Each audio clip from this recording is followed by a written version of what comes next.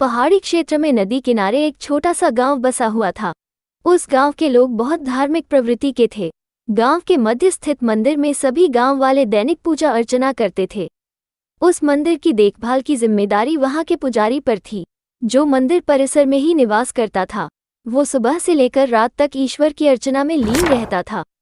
एक दिन गांव पर प्रकृति का कहर मूसलाधार बारिश के रूप में टूटा, जिससे गांव की नदी में बाढ़ आ गई।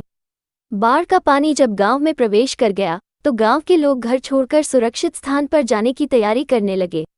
एक व्यक्ति को गांव छोड़कर जाने के पहले मंदिर के पुजारी का ध्यान आया और वह भागता हुआ मंदिर पहुंचा। वहां पहुंचकर वो पुजारी से बोला, पंडित जी, बाढ़ का पानी हमारे घरों में घुसने लगा है। धीरे धीरे बढ़ते हुए वो मंदिर तक भी पहुंच जाएगा। यदि हमने गांव नहीं छोड़ा तो बाढ़ में बह जाएंगे।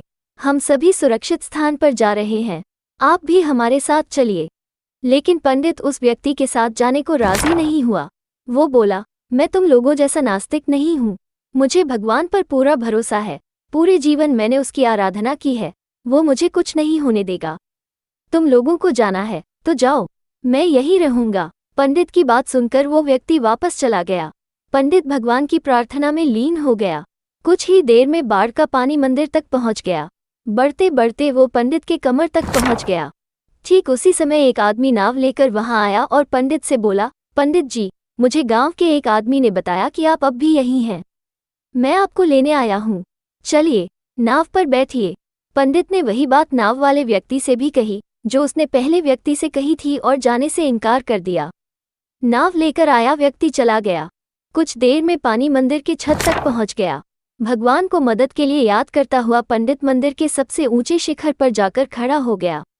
तभी वहां एक सुरक्षा दल हेलीकॉप्टर से आया और पंडित को बचाने के लिए रस्सी फेंकी।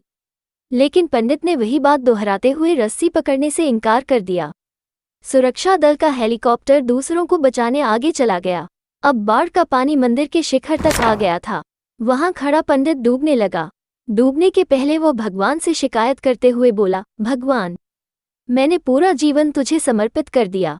मैंने तुझ पर इतना विश्वास रखा, फिर भी तुम मुझे बचाने नहीं आए। पंडित की शिकायत सुन भगवान प्रकट हुए और बोले, अरे मूर्ख, मैं 3 बार तुझे बचाने आया था। पहली बार मैं भागते हुए तुम्हारे पास आया और गांव वालों के साथ गांव छोड़कर चलने कहता रहा। फिर मैं नाव लेकर आया और अंत में हेलीकॉप्टर। अब इसमें मेरी क्या गलती कि तूने मुझे पहचाना नहीं? पंडित को अपनी गलती समझ में आ गई, लेकिन तब तक बहुत देर हो चुकी थी। सीख, जीवन में अवसर बिना बताए दस्तक देते हैं। हम उन्हें पहचान नहीं पाते और जीवन भर शिकायत करते रहते हैं कि अच्छा और सफल जीवन जीने का हमें अवसर ही प्राप्त नहीं हुआ। इसलिए अवसर किसी भी रूप में सामने आए, उसे अपने हाथ से ना जाने